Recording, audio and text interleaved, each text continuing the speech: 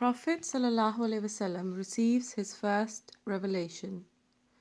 When the Prophet ﷺ was over 30 years of age, love of God and love of his worship began to possess him more and more.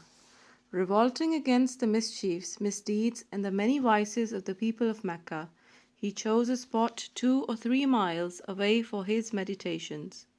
This was on top of a hill, a sort of cave shaped out of stone.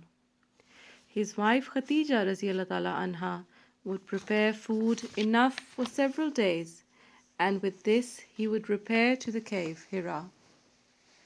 In the cave he would worship God day and night. When he was 40 years of age, he saw a vision. It was in this very cave. He saw someone commanding him to recite. The Prophet ﷺ said in reply he did not know what or how to recite. The figure insisted and at last made the Prophet ﷺ recite the following verses. Recite thou in the name of thy Lord who created man from a clot of blood.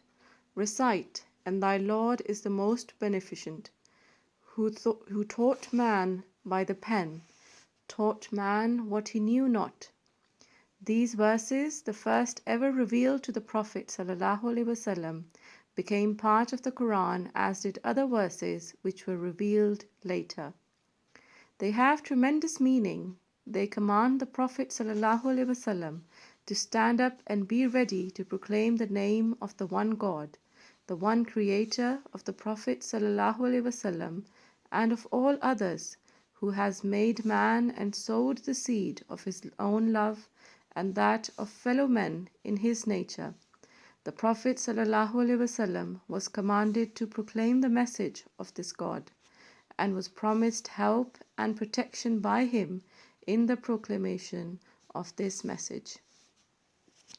The verses foretold a time when the world would be taught all manner of knowledge through the instrumentality of the pen, and would be taught things never heard of before.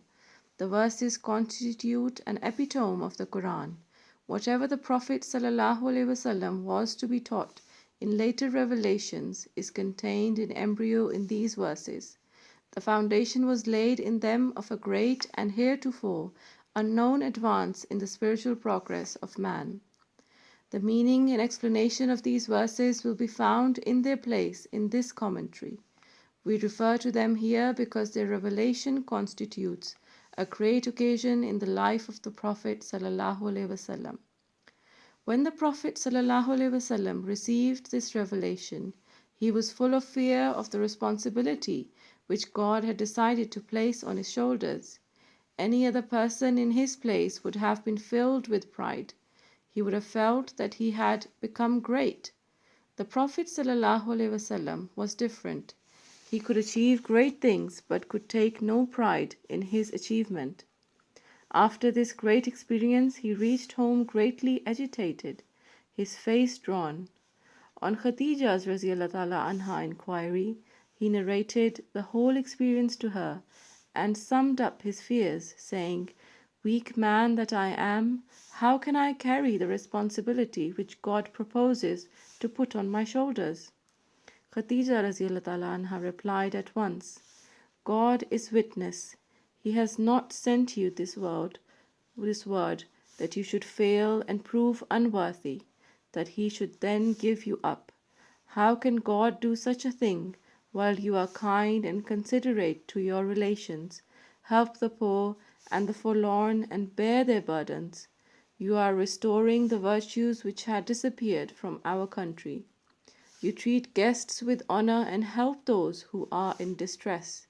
Can you be subjected by God to any trial?" Having said this, Khadija radiallahu ta'ala anha took the Prophet ﷺ to her cousin Waraka bin Nawfal, a Christian. When he heard the account, Waraka said, "The angel who descended on Moses (salam), I am sure has descended on you."